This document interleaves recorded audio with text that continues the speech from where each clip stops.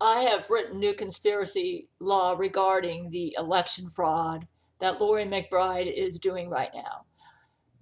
Loree McBride, who is the evil Jesuit leader and the leader of the deep state, is in charge of the of the Democratic Party, and because of that, she has turned the Democratic Party into an organization that operates like the mafia. And she's not content to just steal the election. She wants to hijack the election. And Andrew Gillum here in Florida is one of her patsies, along with just about everybody in the Democratic Party. And when I watched the midterms and I saw the results coming in, I could tell that Loree McBride was trying to hijack the election. You see, under my conspiracy law, you are not eligible to vote if you are a willing and knowing Loree McBride supporter. And it's obvious that she has invested tons of George Soros money. She and George Soros are like BFF. She's invested tons of George Soros money to finance Democratic Party operations. Loree McBride is the true head of the Democratic Party. And I watched Barack Obama and all these Democratic operatives. I think what she has done is created a bunch of clones or automatons of Barack Obama and many of the Democratic politicians, so that even though the Democratic Party was not corrupt, maybe as corrupt as it is now, maybe 5 years ago, ever since Angelina Ballerina took over the Jesuit order from Zach Knight in September 2016, the Democratic Party has become a criminal mafia organization. And Antifa, and their outshoots are operating like a cartel. And she has taken over Twitter and Facebook and the big tech. And Loree McBride is in league with George Soros, and she has bases in China and all in the United States. She knows that I am the U.S. Empress, and her goal is to oust me from power. And so I wrote some new conspiracy law to make this much more difficult for her. But if my conspiracy law was 100% honored, the Republicans would have won both the House and the Senate. So it's obvious that she has stopped my conspiracy law from being enforced, and she practically has 90% control over the mainstream media and over the internet. And she's behind the takedown of Gab, and she sponsors Andrew Gillum. She sponsors, like I said, you might say, but I'm a Democrat and I'm not an evil person. I'm not saying everybody in the Democratic Party is evil, but you must understand who's running your party right now. It's Loree McBride. It's not Hillary Clinton, though Hillary Clinton is working under Loree McBride and does whatever Loree tells her to do. Hillary has turned evil. And Barack Obama, I'm not sure what's going on with him. I used to support him, and he used to support me, but he seems to have really gone evil lately. And the way he was, you know, this attempt at Donald Trump is one of my supporters. Anyways, there's this guy named Ali Alexander, and he started a Patreon page to get funding, and he seems legit to me. And if you live near Broward or Palm Beach County, you should get, and you don't like what's happening in Florida right now with all this recount garbage, you should get a hold of him. I'll have a link to him underneath this page.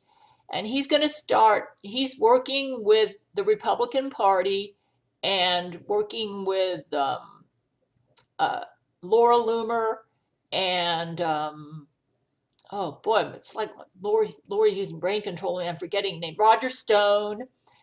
And I don't know if Alex Jones is going to work with him. That would be nice if he could get Alex Jones. And he's working with people like that, and George Persopiak, I think it is. And he appears to have some connections in the media, and he's going to be organizing protests and monitoring of the Broward and Palm Beach counties elections process.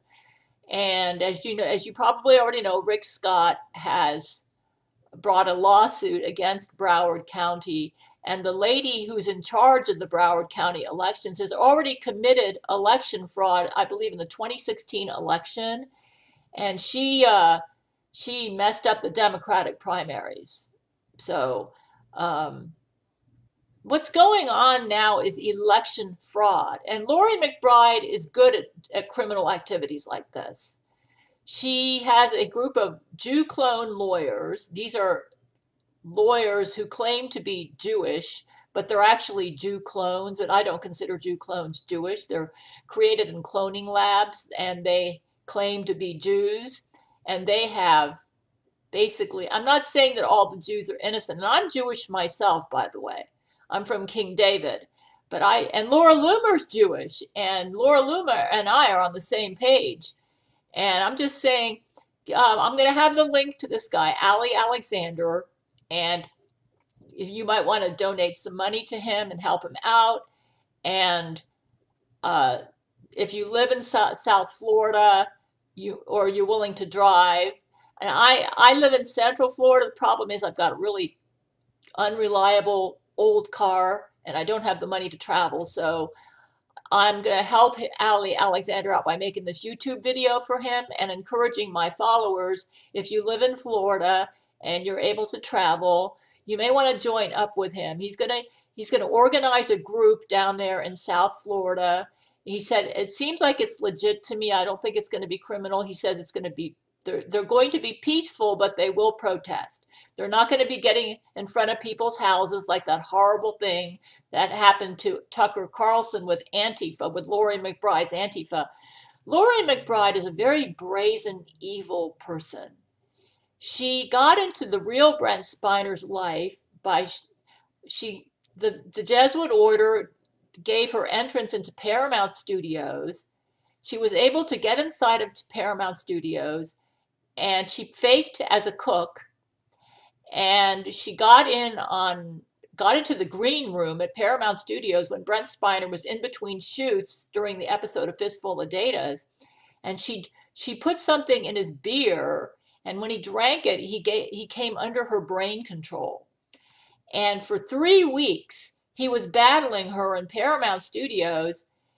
The Jesuits knew that Brent Spiner had called me on the phone in 1991 and 1992 and talked to me and made love to me on the phone. And they were determined to break me and Brent up because I'm the King David, Catherine the Great Woman. And they drug raped Brent. And the real LeVar Burton actually had to kill Loree McBride to get her to quit drug raping Brent. She was contaminating his water fountains at Paramount. Paramount was in on it. They had Jesuits and executives who were letting this evil Loree McBride into the Paramount Studios. And so they were letting this evil woman in. She was a clone. She didn't even exist in 1990. She was created in a cloning lab in 1992, probably grown to adulthood using accelerated growth hormones, and then unleashed on Brent Spiner in September 1992. And if you carefully observe Brent in the episode of Fistful of Datas, you can tell he was under something, under stress. He did not look like himself. See, I was in love with him at the time, so I noticed it right away. So when the Lord told me in 1999 that she was a Vatican agent, I believed Jesus. So what she does, Loree McBride is used to getting her way by using treachery and rape. She's very brazen. She's very proud and on a big ego trip.